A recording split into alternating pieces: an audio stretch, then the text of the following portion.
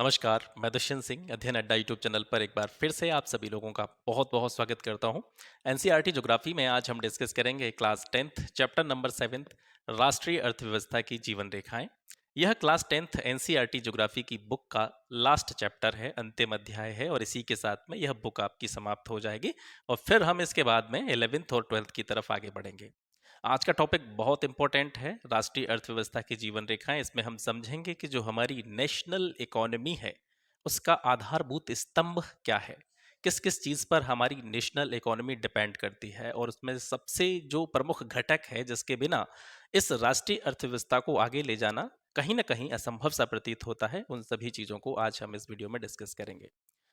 Class start करने से पहले इसकी भूमिका समझते हैं। जो हमारी राष्ट्रीय अर्थव्यवस्था है, नेशनल इकोनॉमी है, वो किस किस सेक्टर पर डिपेंड करती है।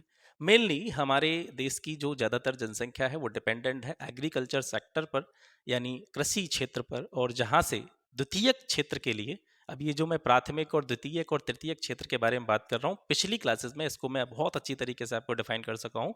तो जो भी लोग पहली बार इस वीडियो के थ्रू इस चैनल पर आए हैं, मैं उनसे निवेदन करूंगा कि पिछली जितनी भी क्लासेस एनसीईआरटी ज्योग्राफी की हुई हैं अब तक, लगभग 29वां यह क्लास है और 28 क्लासेस से पहले जो हुई हैं पहले उनको एक बार देखें क्रमिक रूप से, तब जाकर के चीज़ें कहीं ना कहीं आप बढ़िया तरीके से समझ पाएंगे। तो हमारी जो नेशनल इकोनॉमी है उसका एक बड़ा पार्ट जो है किस पर डिपेंड करता है, एग्रीकल्चर जो क्षेत्र है हमारा, कृषि क्षेत्र जो है। कृषि क्षेत्र से ही हमको द्वितीयक सेक्टर के लिए, यानी जो सेकेंडरी सेक्टर है हमारा, उसके लिए हमको कच्चा माल प्राप्त होता है, यानी औद्योगिक जो भी इकाई हैं, मैन्युफैक्चरिंग इंडस्ट्रीज जो भी हैं, जिसके बारे में हमने लास्ट क्लास में डिस्कस किया था। विनिर्माण उद्योग जो क्षेत्र है उसके लिए कच्चा माल हमको कृषि क्षेत्र से प्राप्त होता है। तो कृषि क्षेत्र पर भी डिपेंड है हमारी नेशनल इकोनॉमी। इसके अलावा द्वितीयक क्षेत्र जो विनिर्माण उद्योग की कैटेगरी में आता है उस पर भी डिपेंड है, और तृतीयक क्षेत्र जो है हमारा सर्विस सेक्टर, वो भी जो है इसमें अपना बहुत बड़ा कंट्रीब्यूशन देता है। तो एक यहाँ से समझने वाली बात यह है कि कोई भी चीज़ किसी भी मैन्युफैक्चरिंग इंडस्ट्री में पैदा की जा रही है, उसका प्रोडक्शन किया जा रहा है, जब तक वो चीज़ कहाँ तक नहीं पहुंचेगी, आम लोगों तक नहीं पहुंचेगी, जहां पर उसकी आवश्यकता है लोगों को, वहां तक अगर वो चीज़ नहीं पहुंचती है तो वो चीज़ अपने आप में कितनी भी कॉस्टली हो, कितनी भी महत्वपूर्ण हो, उसका कितना भी बड़ा अपने आप में कोई स्थान हो, तब तक वो चीज़ बेकार की ही श्रेणी में रखी जाएगी। किसी भी चीज की उपयोगिता तभी मानी जा सकती है जब वो जरूरतमंद लोगों तक पहुंचे। अब यहां से हम क्या समझे कि वस्तुएं और सेवाएं, ठीक है, वस्तुएं और सेवाओं को आपूर्ति स्थानों से, आपूर्ति स्थानों का मतलब क्या है? आपूर्ति स्थानों का मतलब ये है कि जिस जगह पर इनकी आपूर्ति है, जिन जगह पर इनका प्रोडक्शन किया जा रहा है, जिन स्थानों पर इनकी मैन्युफैक्चरिंग की जा रही है। तो वस्तुएं और सेवाओं को आपूर्ति स्थानों से, यानी मैन्युफैक्चरिंग जो प्लेसेस हैं वहां से मांग स्थानों तक। मांग स्थान कहाँ है? जैसे हम जो है, हम आम नागरिक हैं, हम बहुत सारी चीज़ों को इस्तेमाल करते हैं, बहुत सारी चीज़ों को हम अपने दैनिक जीवन में प्रयोग करते हैं, तो हमें वस्तुओं की क्या है, ज़रूरत है। तो एक तरह से जो पब्लिक है वो ये डिफाइन करती है कि किसी भी वस्तु का मांग स्थान क्या है, या बाजार जो है उसको एक मांग स्थान आप मान सकते हैं वस्तुओं और सेवाओं का। तो वस्तुओं और सेवाओं को आपूर्ति स्थानों से, यानी मैन्युफैक्चरिंग वाले जो क्षेत्र हैं वहां से मांग स्थानों तक, यानी बाजारों तक और लोगों तक ले जाने के लिए जिस सबसे महत्वपूर्ण चीज की आवश्यकता होती है वो है हमारा ट्रांसपोर्ट, यानी परिवहन। ठीक है। तो हमारी राष्ट्रीय अर्थव्यवस्था की लाइफलाइन में एक महत्वपूर्ण कारक है आपका ट्रांसपोर्ट सिस्टम। अगर ट्रांसपोर्ट सिस्टम नहीं होगा तो चीजें फैक्ट्रियों में बनेंगी तो जरूर, लेकिन लोगों तक पहुंचेंगी नहीं, और लोगों तक पहुंचाने के लिए हमको परिवहन या ट्रांसपोर्ट की जरूरत होगी।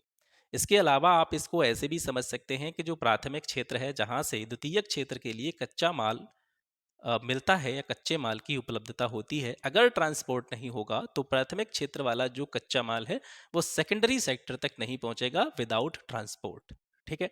तो पहली जो सबसे महत्वपूर्ण चीज हुई हमारी नेशनल इकोनॉमी की लाइफलाइन में, वो परिवहन है। दूसरा हमारा क्या हो सकता है? दूसरा हमारा कम्युनिकेशन हो सकता है, संचार के साधन जो हो सकते हैं। इस तरीके से आप टीवी पर, मोबाइल पर बहुत सारी चीज़ों के अलग अलग प्रकार के विज्ञापन देखते होंगे। विज्ञापन एक तरह से चीज़ों का कम्युनिकेशन है, चीज़ों के बारे में दूसरों को बताने का ही एक जरिया है। अगर आपको किसी चीज़ के बारे में पता ही नहीं है तो आप उस चीज़ को कैसे अपने पास तक लाने के बारे में सोचेंगे? कम्युनिकेशन या संचार या एडवर्टाइजमेंट जो है वो क्या करता है, वो किसी भी चीज़ के बारे में जानकारी पहुंचाता है लोगों तक जहां उसकी आवश्यकता है लोगों को, या लोगों को जिसकी ज़रूरत है। ठीक है। विज्ञापनों के जरिए आप ये समझ पाते हैं कि ये चीज़ है, ये पार्टिकुलर इस चीज़ के लिए बनी हुई है और इस चीज़ से ये वाला काम हमारा हो जाएगा। तो ये संचार जो है, कम्युनिकेशन भी बहुत ज़रूरी है हमारी नेशनल इकोनॉमी के लिए। और व्यापार, व्यापार यानी बहुत सारा कच्चा माल ऐसा होता है जो हमको अपने प्राथमिक क्षेत्र से मिल ही जाता है, कृषि क्षेत्र से मिल जाता है, वनों से मिल जाता है। ठीक है, जो रॉ मटेरियल है वो इन सारी चीज़ों से प्राप्त हो जाता है। बहुत सारी मैन्युफैक्चरिंग इंडस्ट्रीज या विनिर्माण उद्योग ऐसे हैं जिनके लिए कच्चा माल हमारी कंट्री में उपलब्ध नहीं होता। उनके लिए हमको जो रॉ मटेरियल है वो बाहर से खरीदना पड़ता है, आयात करना पड़ता है। तो इसके लिए एक ट्रेड सिस्टम डेवलप किया जाता है, व्यापार का एक प्रणाली विकसित करी जाती है। तो यहाँ से हम क्या समझे कि हमारी राष्ट्रीय अर्थव्यवस्था की जो लाइफ लाइन है वो क्या है? परिवहन यानी ट्रेड, संचार यानी कम्युनिकेशन, व्यापार यानी ट्रेड। ठीक है। तो ये सारी चीजें क्या हैं? हमारी राष्ट्रीय अर्थव्यवस्था की जीवन रेखाएं हैं। एक देश के विकास की गति वस्तुओं तथा सेवाओं के उत्पादन के साथ साथ उनके एक स्थान से दूसरे स्थान तक वहन की सुविधा पर भी निर्भर करती है। किसी भी देश का डेवलपमेंट, किसी भी देश का विकास तभी हो सकता है, मतलब विकास में केवल ये जरूरी नहीं है कि आप चीजों का सिर्फ उत्पादन करें, चीजों का सिर्फ प्रोडक्शन करें। आप बड़ी मात्रा में प्रोडक्शन कर लीजिए, अगर वो प्रोडक्शन से जो चीजें बन रही हैं अगर वो लोगों तक पहुंचेंगी नहीं तो आपका बेकार है। ठीक है, आपकी जो मैन्युफैक्चरिंग इंडस्ट्रीज हैं उनकी कोई इंपॉर्टेंस रह ही नहीं गई। तो उत्पादन के साथ साथ यानी हमको ये तो आवश्यक है ही चीज़ कि हमारी नेशनल इकोनॉमी में कंट्रीब्यूट करने के लिए हमको ज़्यादा से ज़्यादा मात्रा में चीज़ों का प्रोडक्शन करना पड़ेगा, ज़्यादा से ज़्यादा मात्रा में चीज़ों का उत्पादन करना पड़ेगा। लेकिन उत्पादन करने के साथ साथ में हमको यह बात भी विशेष रूप से ध्यान में रखनी पड़ेगी कि जो चीज़ें आफ्टर प्रोडक्शन हमको मिल रही हैं उनको एक स्थान से दूसरे स्थान तक पहुंचाने की, उनके ट्रांसपोर्ट की व्यवस्था भी बढ़िया तरीके से करी जाए। ठीक है।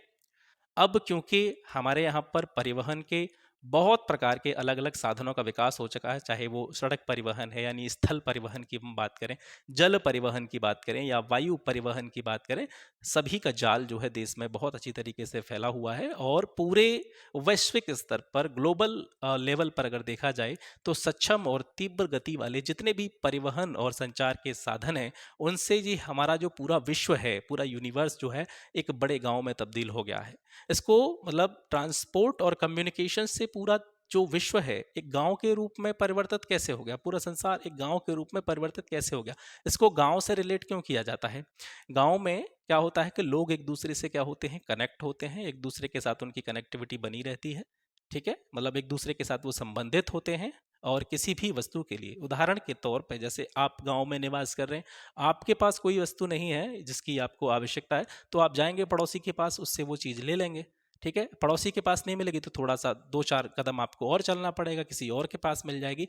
तो वहां पर क्या है कि आप संभवतया जो भी चीज़ आपको आवश्यकता पड़ती है अपने दैनिक जीवन के लिए, वो अगर आपके पास नहीं है तो आप दूसरे से कैरी कर सकते हैं। यही जो सिचुएशन पैदा हुई है पूरे ग्लोबल लेवल पर पैदा हुई है, पूरे संसार में पैदा हुई है, क्योंकि हमारे जो ट्रांसपोर्ट और कम्युनिकेशन के साधन हैं वो इतने ज़्यादा डेवलप हो चुके हैं आज की डेट में कि पूरा संसार जो है एक गांव के रूप में उसको हम कंसिडर कर सकते हैं। तो यहाँ से क्या सीखे आप? परिवहन, संचार और व्यापार एक दूसरे के कंप्लीमेंट्री, इसको एलिमेंट बोल सकते हैं, एक दूसरे के पूरक हैं। अब यहाँ से हम डिस्कस करेंगे परिवहन के साधनों के बारे में। परिवहन के साधनों को जनरली हम 3 भागों में डिवाइड कर सकते हैं: स्थल परिवहन, जल परिवहन, वायु परिवहन। स्थल परिवहन मतलब ऐसा परिवहन, ऐसा ट्रांसपोर्ट जो जमीन पर किया जा रहा है, भूखंड पर किया जा रहा है, जहाँ पर सड़कों का जाल है, जहाँ पर रेल मार्गों का जाल है, जहाँ पर पाइपलाइनें विकसित करी गई हैं। ये सारी चीज़ें स्थल परिवहन की कैटेगरी के अंतर्गत आती हैं। दूसरा आपका है जल परिवहन, वाटर ट्रांसपोर्ट सिस्टम। तो इसमें जल परिवहन में 2 तरह की कैटेगरी होती है, एक आंतरिक जल परिवहन, दूसरा समुद्री जल परिवहन। आंतरिक जो आंतरिक जल परिवहन वो होता है, उसको हम इस तरीके से समझ सकते हैं कि समुद्री परिवहन तो एक अलग हो गया, वहाँ पर इंटरनेशनल लेवल पे भी जो है ट्रांसपोर्ट सिस्टम आपका जारी रहता है।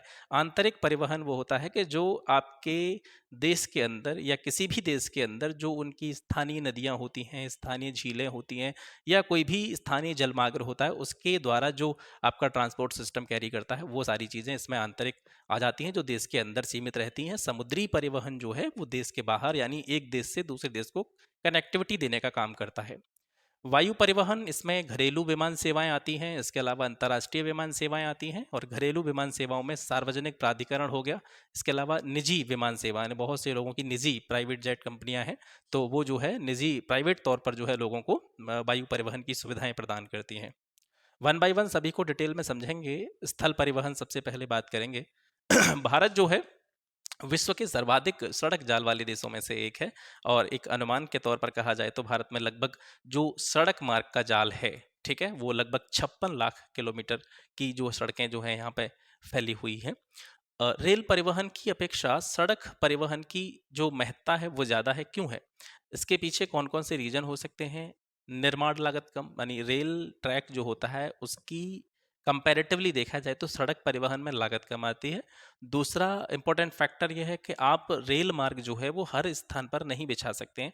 ऊबड़ खाबड़ या पहाड़ी भूमि जो होती है वहाँ पर रेल मार्ग को बिछाना बहुत थोड़ा सा कह सकते हैं मुश्किल काम होता है। लेकिन इसकी अपेक्षाकृत अगर आप सड़क मार्ग की देखें तो ऊबड़ खाबड़ भूमि पर भी सड़क मार्ग जो है बनाया जा सकता है, विच्छिन्न भूभाग पर भी सड़क मार्ग जो है निर्मित किए जा सकते हैं। इसके अलावा कम दूरी का अगर कोई सिस्टम है, कम दूरी के लिए हमको अगर यूज़ करना है, तो रेल मार्ग की अपेक्षा सड़क मार्ग जो है ज़्यादा सुलभ रहता है। इसके अलावा सड़कें इसलिए भी इम्पोर्टेंट है कि सड़कों के द्वारा ही रेलवे स्टेशन एक दूसरे से जुड़े हुए हैं। दूसरी चीज़, वायु या समुद्री पत्तन जो होते हैं, यानी एयरपोर्ट और जो आपके बंदरगाह होते हैं, समुद्री पत्तन जो होते हैं, वो भी सड़कों के द्वारा ही एक स्थान से दूसरे स्थान को जोड़े हुए रहते हैं। ठीक है। भारत में सड़कों का वर्गीकरण, सड़कों को किन किन अलग अलग भागों में बांटा जा सकता है। अब आप ये सोच रहे होंगे कि इसमें फैक्चुअल इन्फॉर्मेशन तो आ नहीं रही है, लेकिन आम तैयारी यूपी पीसीएस जैसे या किसी भी स्टेट पीसीएस की बात करें, हम किसी भी राज्य स्तरीय सिविल सेवा परीक्षा की बात करें, तो उसमें फैक्चुअल इन्फॉर्मेशन के साथ साथ आपको कॉन्सेप्चुअल नॉलेज भी होनी चाहिए। केवल फैक्चुअल इन्फॉर्मेशन के साथ में आप एग्जाम को करेक्ट नहीं कर सकते हैं। मे भी हो सकता है कि आप प्री क्वालिफाई कर लें कैसे भी करके लोट पीट के, लेकिन आप मेंस को करेक्ट नहीं कर पाएंगे जब तक आपको कॉन्सेप्चुअल इन्फॉर्मेशन नहीं है किसी भी चीज़ की। किसी भी चीज़ का अगर आपको बिल्कुल वस्तुपरक ज्ञान नहीं है, तब तक आप चीज़ों को अच्छी तरीके से कैरी नहीं कर पाएंगे। तो इस वजह से एनसीईआरटी एक बहुत अच्छा मीडियम बताया गया है, एनसीईआरटी एक बहुत अच्छा माध्यम बताया गया है, जिसकी सहायता से आप जो उत्तर लेखन में जो परंपरागत उत्तर लेखन का प्रोसेस है, ठीक है, जिसको हम कह सकते हैं एक तरह से विस्तारित रूप से जो प्रश्नों को लिखने की प्रक्रिया है, उसमें बड़ा योगदान रहता है आपका एनसीईआरटी का।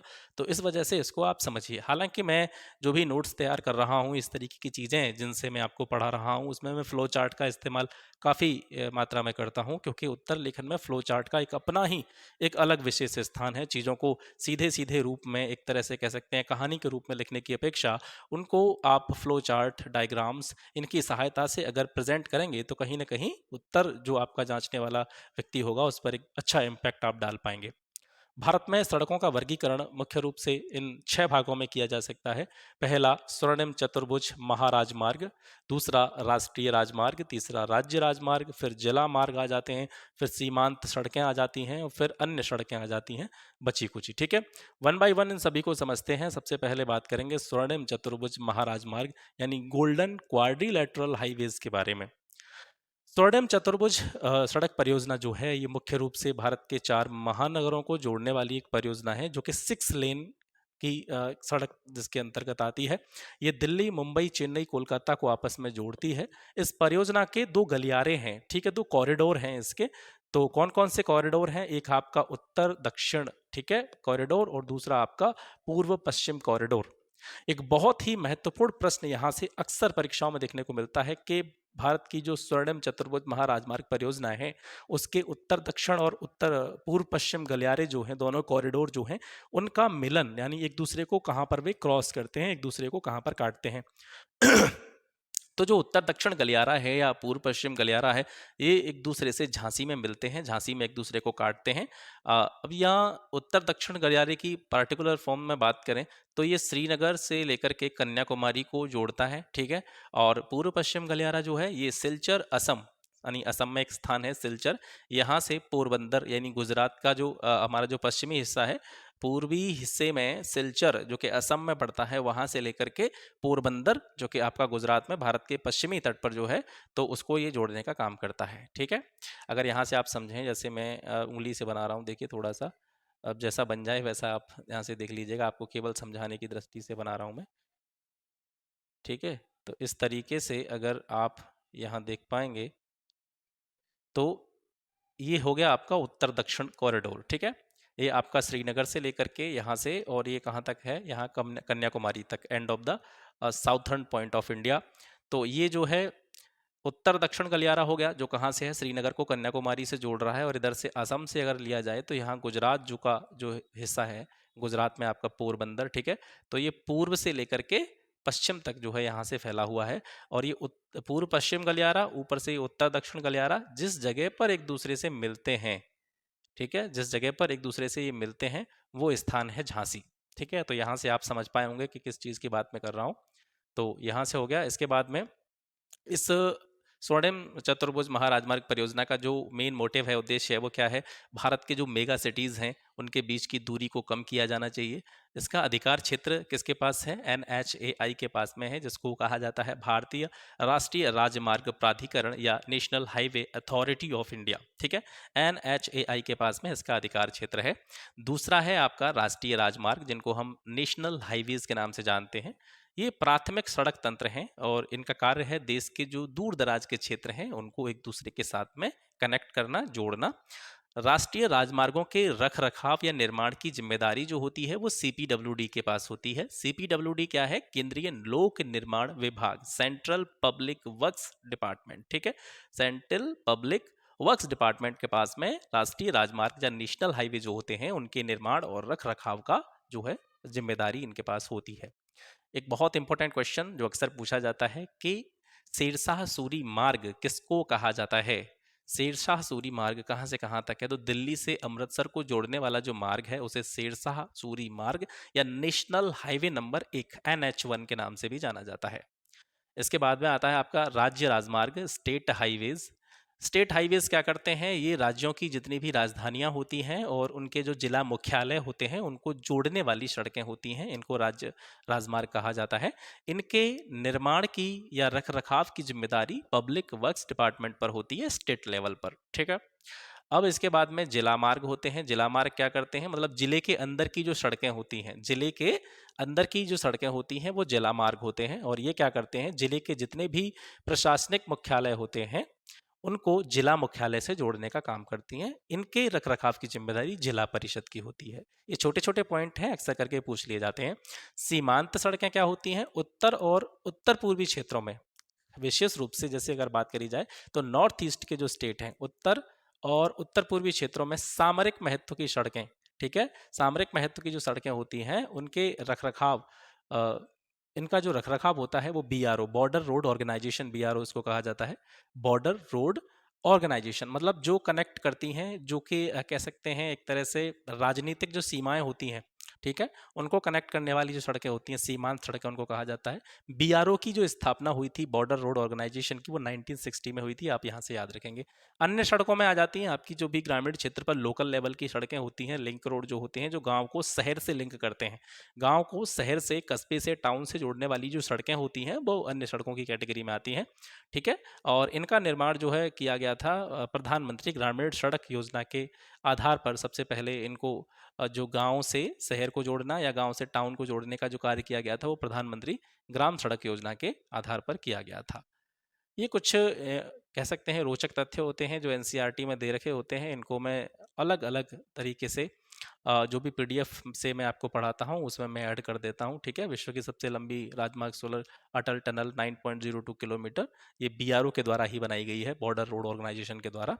पूरे साल मनाली को लाहौल स्पीति घाटी से जोड़ती है, मनाली को कनेक्ट करती है लाहौल और स्पीति जो वैली है उससे। पहले क्या होता था, इससे पहले जब ये सड़क नहीं बनी थी तो इससे पहले इस वैली में बहुत ज़्यादा बर्फबारी होती थी, हिमपात होता था, उसके कारण लगभग 6 महीने तक अलग थलग रहती थी, कनेक्टिविटी नहीं होती थी, आवागमन में परेशानी होती थी। और ये सुरंग जो है हिमालय की पीर पंजाल पर्वतमाला में औसत समुद्र तल से, मतलब हाइट की अगर बात करें तो लगभग 3000 मीटर की ऊंचाई पर अति आधुनिक सुविधाओं के साथ में बनाई गई है। ठीक है, इसके बाद में आता है आपका रेल ट्रांसपोर्ट, रेल परिवहन। भारत का सबसे बड़ा और सार्वजनिक क्षेत्र का यानी सरकारी क्षेत्र का ये सबसे बड़ा प्राधिकरण है। अ, पहली रेलगाड़ी की अगर बात करें, ये प्रश्न आपने देखा होगा कई बार पूछा गया है। पहली रेलगाड़ी की बात करें तो मुंबई से ठाणे के बीच में चलाई गई थी 1853 में, और इस पूरे रेल मार्ग की लंबाई थी 34 किलोमीटर। ठीक है, 34 किलोमीटर के रेल मार्ग पर मुंबई से ठाणे के बीच में पहली रेलगाड़ी चलाई गई थी।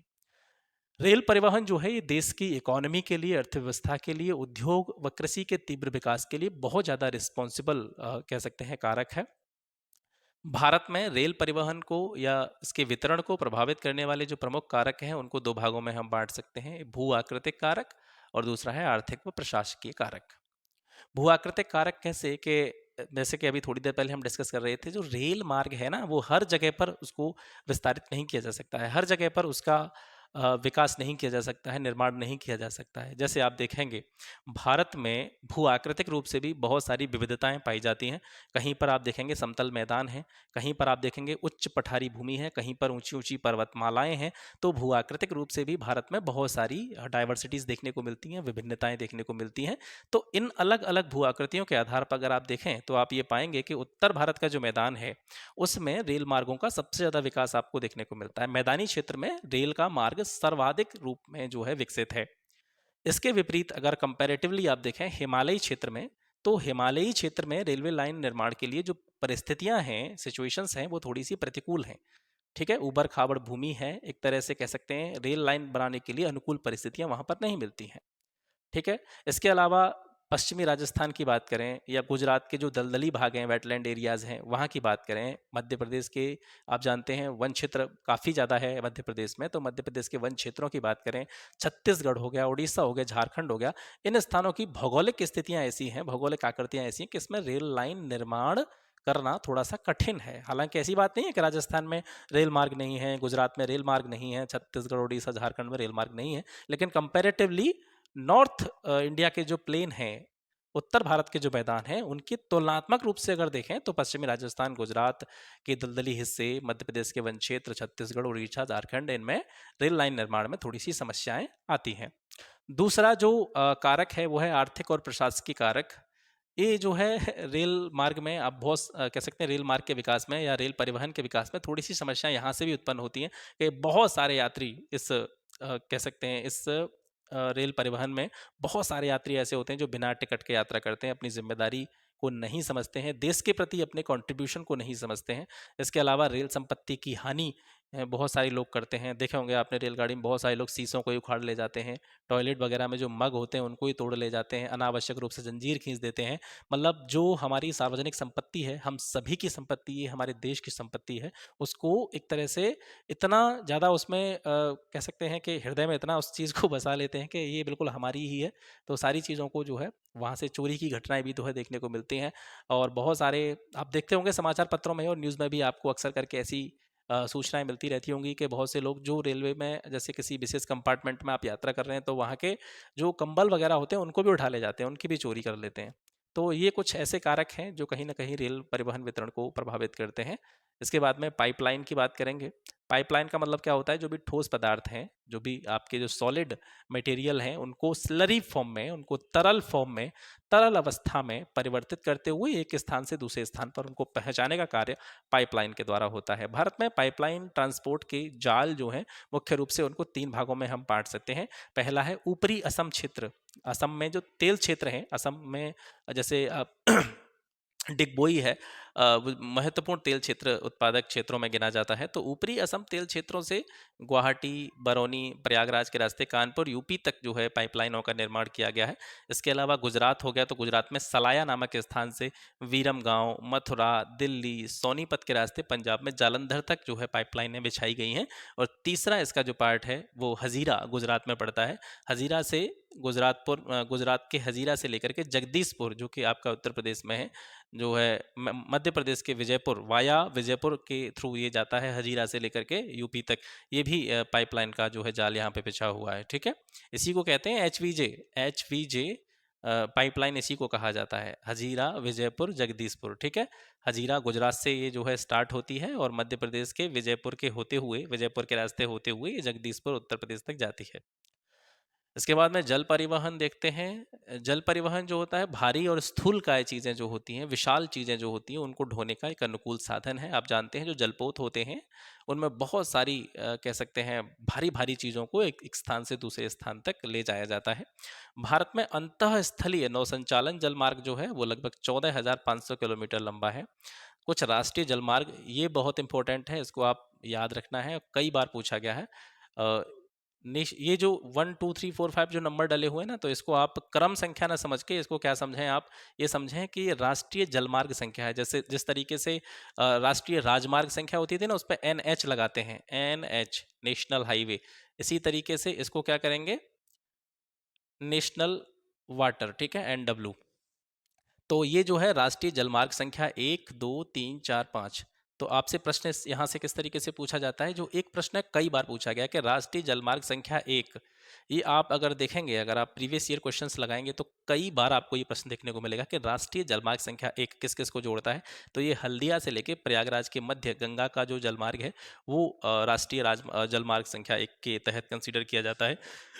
इसकी लंबाई जो है वो 1620 किलोमीटर है। तो इनको क्रम संख्या ना मान के आप ये मान करके चलें, मैं 1 2 3 4 5 बोलूंगा तो आपके दिमाग में ये चलना चाहिए कि मैं राष्ट्रीय जलमार्ग संख्या की बात कर रहा हूँ। तो राष्ट्रीय जलमार्ग संख्या 1 प्रयागराज और हल्दिया को जोड़ता है। गंगा पर ये जो है जलमार्ग है, 1620 किलोमीटर की इसकी लंबाई है। राष्ट्रीय जलमार्ग संख्या 2 ये जो है सदिया धुबरी के बीच है, ब्रह्मपुत्र नदी में ये जो जलमार्ग जो है ये ब्रह्मपुत्र नदी के अंतर्गत आता है। 891 किलोमीटर लंबी इसकी डिस्टेंस है।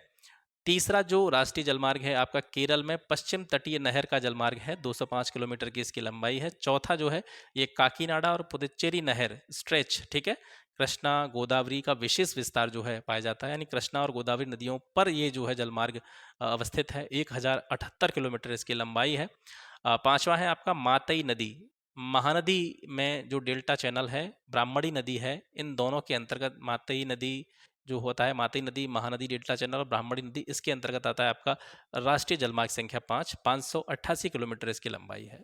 विशेष रूप से इसमें सर्वाधिक महत्वपूर्ण है, आप राष्ट्रीय जलमार्ग संख्या 1 ये याद रखें, ये बहुत बार पूछा गया है और राष्ट्रीय जलमार्ग से जब भी प्रश्न आता है तो 99% यही वाला प्रश्न पूछा जाता है कि राष्ट्रीय जलमार्ग संख्या 1 किस किस को जोड़ता है और किस नदी के ऊपर से यह बनाया गया है, ठीक है।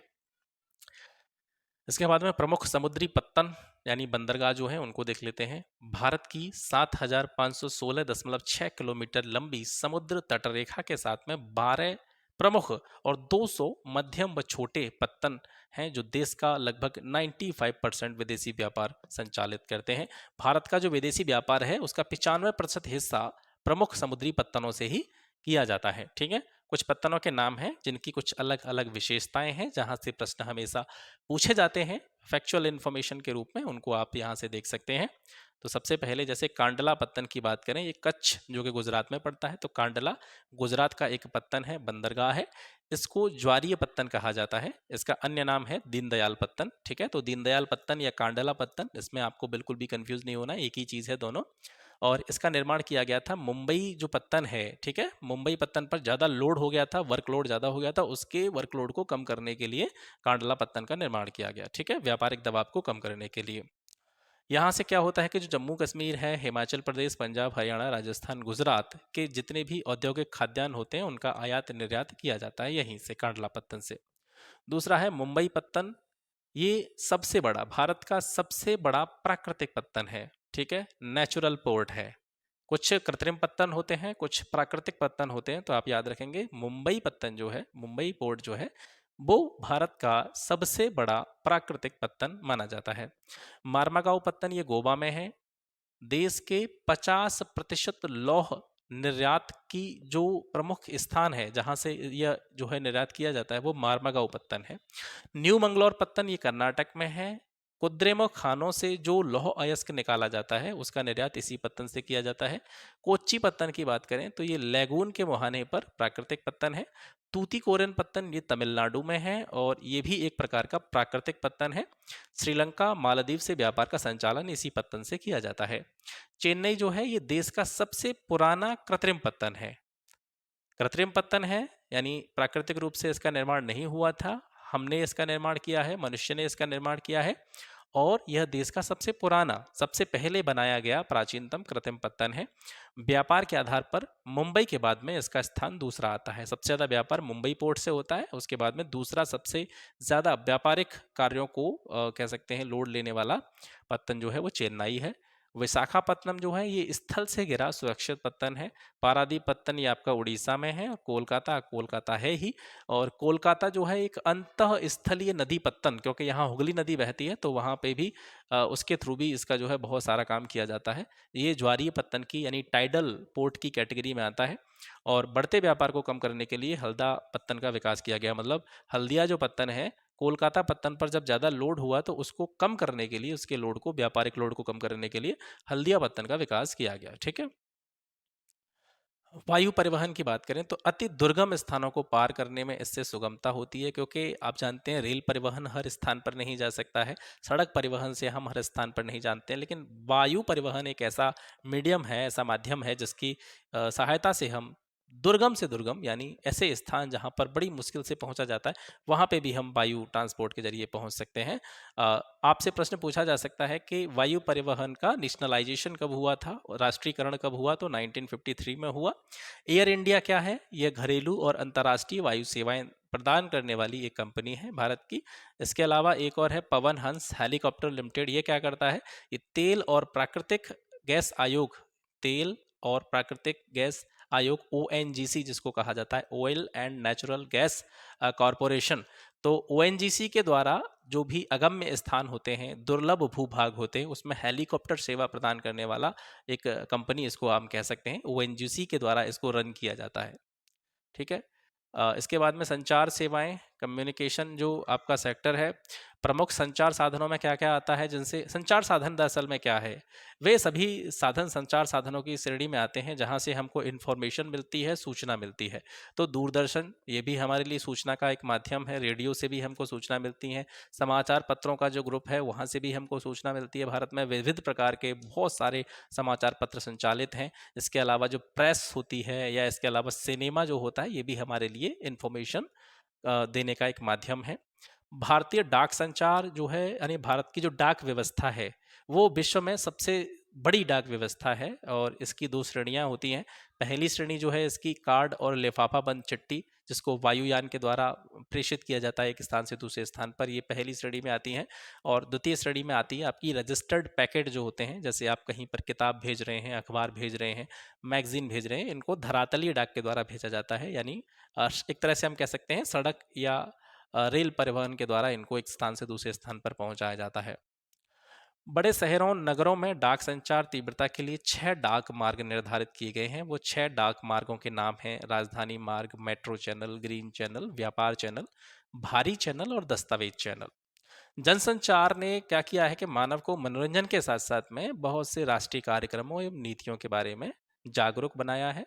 जनसंचार जो होता है, कम्युनिकेशन जो होता है, केवल मनोरंजन नहीं देता हमको। दूरदर्शन से केवल हम मनोरंजन नहीं करते, रेडियो से केवल हम गाने नहीं सुनते हैं, सिनेमा से केवल और केवल हम अपना मनोरंजन या अपना टाइम पास नहीं करते, बल्कि यहाँ से कुछ ऐसी चीज़ें या बहुत सारी ऐसी नीतियाँ, पॉलिसी जो हैं गवर्नमेंट की, उनके बारे में भी हम तक जो है इन्फॉर्मेशन पहुँचती रहती है और हम लोगों को अवेयर करने का काम करती है। समाचार पत्र लगभग 100 भाषाओं एवं बोलियों में प्रकाशित होते हैं भारत में। सबसे ज़्यादा अगर पूछा जाए तो हिंदी में, उसके बाद में अंग्रेजी और उर्दू के समाचार पत्रों की संख्या सर्वाधिक है। भारत जो है विश्व में सर्वाधिक चलचित्रों का उत्पादक है। चलचित्र मतलब फिल्में जो होती हैं, सिनेमा जो होता है, सबसे ज़्यादा फिल्में भारत में बनाई जाती हैं। और केंद्रीय फिल्म प्रमाणन बोर्ड सीबीएफसी जो होता है, ये भारत और भारत में जो विदेशी फिल्में होती हैं या भारतीय फिल्में होती हैं उनको एक सर्टिफिकेट देता है, प्रमाणन देता है। सीबीएफसी की फुल फॉर्म अगर आप देखें तो central board of film certification इसकी फुल फॉर्म होती है। इसके बाद में अंतर्राष्ट्रीय व्यापार, अंतर्राष्ट्रीय यानी इंटरनेशनल ट्रेड जो होता है, एक देश से दूसरे देश के साथ में जो भी व्यापारिक गतिविधियां होती हैं वो अंतर्राष्ट्रीय व्यापार के अंतर्गत कंसीडर की जाती हैं। अंतर्राष्ट्रीय व्यापार, इसको किसी भी राष्ट्र का आर्थिक बैरोमीटर कहा जा सकता है, क्योंकि कहीं ना कहीं अगर किसी देश के बारे में ऐसा कहा जाए कि हम बिल्कुल एक स्थान पर ही रहते हुए सभी चीज़ों को अपने देश के अंदर ही प्रोडक्ट नहीं कर सकते हैं, उत्पादित नहीं कर सकते हैं। किसी न किसी रूप में हर देश एक दूसरे देश पर किसी न किसी क्षेत्र में या किसी किसी रूप में निर्भर रहता है। मान लीजिए कोई चीज़ हम ज़्यादा प्रोडक्शन कर रहे हैं, तो किसी चीज़ की हमको आवश्यकता हो सकती है। जिस चीज़ का प्रोडक्शन हमारे यहाँ नहीं हो रहा है, तो उसको हम बाहर से क्या कर रहे हैं, आयात कर रहे हैं। तो अंतर्राष्ट्रीय ट्रेड के द्वारा ही ये सारी चीज़ें संभव होती हैं, अंतर्राष्ट्रीय व्यापार के द्वारा ही ये सारी चीज़ें संभव होती हैं। तो किसी भी राष्ट्र का एक आर्थिक बैरोमीटर की कैटेगरी अंतर्राष्ट्रीय व्यापार को दी जा सकती है। सभी देश अंतर्राष्ट्रीय व्यापार पर निर्भर हैं, क्योंकि किसी न किसी देश में किसी न किसी चीज़ की कमी है और एक दूसरे देश से उसका आदान प्रदान होता रहता है। क्योंकि संसाधन जो हैं, संसाधन के बारे में जब हम पढ़ रहे थे, रिसोर्सेज के बारे में, तो मैंने बताया था संसाधन में क्षेत्रीय और राष्ट्रीय विविधताएं पाई जाती हैं। अलग अलग देशों में अलग अलग प्रकार की रिसोर्सेज हैं। सभी रिसोर्सेज एक ही स्थान पर एक ही देश में मिलना बहुत मुश्किल चीज़ है, या असंभव इसको हम कह सकते हैं। तो संसाधनों की उपलब्धता जो है क्षेत्रीय है। हर क्षेत्र के हिसाब से अलग प्रकार की रिसोर्सेज जो है मौजूद हैं, और इसी वजह से सभी देश जो है अंतर्राष्ट्रीय व्यापार पर निर्भर हैं। अब दो टर्म आते हैं जिनको अक्सर करके पूछा जाता है परीक्षा में, कि अनुकूल व्यापार संतुलन या प्रतिकूल व्यापार संतुलन क्या होता है। अनुकूल व्यापार संतुलन किसको कहते हैं? जब निर्यात मूल्य ज्यादा हो आयात मूल्य से। ठीक है, निर्यात ज्यादा है, आयात कम है, तो इस प्रकार का, यानी हम बाहर से चीजें मंगा कम रहे हैं, बेच ज्यादा रहे हैं। यानी आप अपने स्तर पर भी देखिए, आप मान लीजिए आप अपने घर में हैं, या आप कोई छोटी सी दुकान चला रहे हैं, या कोई छोटा सा अपना उद्योग चला रहे हैं, कोई भी काम कर रहे हैं, तो वहां पर आपको मांगना कम पड़ रहा है, आप दे ज्यादा रहे हैं लोगों को। मतलब आपकी आवश्यकताएं ऐसी हैं कि आपको खुद के लिए या अपनी रिसोर्सेज के लिए, अपने कामों के लिए बाहर से या दूसरे से चीज़ें लेना कम पड़ रही हैं। जबकि दूसरे देशों को आप, या दूसरे लोगों को, या दूसरे क्षेत्रों को आप चीज़ें ज़्यादा दे रहे हैं, उनको सेल कर रहे हैं, उनको बेच रहे हैं। आपके पास ज़्यादा है तभी बेच रहे हैं, और आपके पास चूंकि संसाधन बहुत ज़्यादा है, इसलिए आप दूसरे से बहुत कम ले रहे हैं। तो आयात अगर आप कम कर रहे हैं, निर्यात ज़्यादा कर रहे हैं, आप खरीद कम रहे हैं, बेच ज्यादा रहे हैं, तो इसको बोलेंगे हम अनुकूल व्यापार संतुलन। ये एक अच्छी स्थिति होती है किसी भी उद्योग के लिए, किसी भी देश के लिए, किसी भी राष्ट्र के लिए। प्रतिकूल व्यापार संतुलन कब होता है? जब आयात ज्यादा हो, यानी हम कम से कम चीजें प्रोडक्ट करवा रहे हैं अपनी कंट्री में, खरीद ज्यादा रहे हैं लेकिन बना कुछ नहीं रहे हैं, बहुत कम चीजें हम दूसरे देशों को बेच पा रहे हैं, तो ये प्रतिकूल व्यापार संतुलन होता है, और इकोनॉमी के लिए कहीं ना कहीं अच्छा संकेतक नहीं माना जाता है। भारत की अगर बात करें, तो भारत किन किन चीज़ों का निर्यात करता है, किन किन चीज़ों का आयात करता है, वो देख लेते हैं। तो भारत निर्यात करता है। ठीक है, मतलब भारत अपने यहाँ मैन्युफैक्चर करके चीज़ें दूसरे स्थानों पर, कौन कौन सी चीज़ें ऐसी हैं जो बेचता है। रत्न व जवाहरात जो है भारत इनका निर्यात करता है। केमिकल प्रोडक्ट जो होते हैं, रसायन उत्पाद, उनका भी निर्यात भारत करता है। इसके अलावा कृषि से जुड़े हुए जो उत्पाद होते हैं, उनका भी भारत जो है निर्यात करता है। जबकि आयात की बात करें, भारत को बाहर से कौन कौन सी चीज़ें मंगानी पड़ती हैं जिनकी रिसोर्सेज भारत में उपलब्ध नहीं है।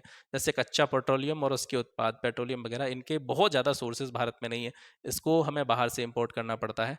इसके अलावा आधार धातुएं आधार धातुएं, मैंने आपको बताया था, ऐसी कुछ मेटल्स हैं जो कि अन्य उद्योगों के लिए कच्चे माल का काम करती हैं। तो बहुत सारी मेटल्स यहाँ पे भी हमारे यहाँ मिलती हैं, लेकिन बहुत सारी ऐसी चीज़ें हैं जो हमारे यहाँ जिनकी उपलब्धता सीमित है। इस वजह से हमें हमें उनको बाहर से इम्पोर्ट करना पड़ता है। कुछ मशीनें भी जो है भारत बाहर से इम्पोर्ट करता है। तो ये आयातक और निर्यात देख लिए भारत के, कौन कौन सी चीज़ें बाहर से मंगाई जाती हैं, कौन कौन सी चीज़ें भारत अपने देश से दूसरे देशों को जो है निर्यात करता है। ठीक है, तो ये आज का सेशन हो गया। चैप्टर 7 हमने पढ़ा, अच्छी तरीके से समझा। आशा करता हूँ चीज़ें आपको बहुत बेहतर तरीके से समझ में आई होंगी। इसी के साथ क्लास 10th ज्योग्राफी की जो बुक है वो समाप्त हो चुकी है। अब 11th और 12th को हम विस्तृत रूप से बढ़िया तरीके से पढ़ेंगे।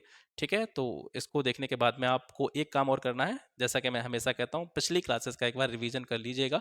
हो सकता है एक दिन लेट आपको वीडियो मिले, क्योंकि अब इसके बाद में कुछ ऐसी चीज़ें जिनमें बहुत ज़्यादा एक्सप्लेनेशन की ज़रूरत नहीं है, उन्हीं चीज़ों को मैं PDF के थ्रू आपको पढ़ाऊंगा। नहीं, बाकी चीज़ें जो हैं, मैप वगैरह या डायग्राम वगैरह से जो चीज़ें हमको पढ़ानी है, उनको मैं बोर्ड के थ्रू ही, यानी वाइट बोर्ड पर ही आपको बढ़िया तरीके से समझाऊंगा, क्योंकि यहाँ पर वो सारी चीज़ें संभव नहीं हो पाएंगी। ठीक है, तो पीछे की चीज़ों का रिवीजन करते रहें। एग्ज़ाम में अभी प्री में काफ़ी टाइम है, तो उस तक आपके पास जो भी स्टडी मटेरियल हो, मैं यहाँ से जो भी संभव हो सकेगा मैं आपको समय समय पर उपलब्ध करवाता रहूँगा। लेकिन आपका भी अपना ये दायित्व बनता है, कर्तव्य बनता है कि आपके पास जो भी स्टडी मटेरियल है, या कुछ बुक लिस्ट भी मैंने आपको बताई थी कौन कौन सी बुक्स आपको पढ़नी है, वो बुक्स आप मंगा करके आप अपने पास रख लीजिए, और उनका निरंतर अभ्यास कीजिए। चीज़ों को बार बार रिवाइज करिए, और बार बार रिविजन से ही किसी भी एग्ज़ाम में अच्छे अंक प्राप्त किए जा सकते हैं। तो आज के लिए इतना ही, मिलते हैं आपसे फिर एक नई वीडियो में एक नए टॉपिक के साथ में। तब तक के लिए नमस्कार, जय हिंद।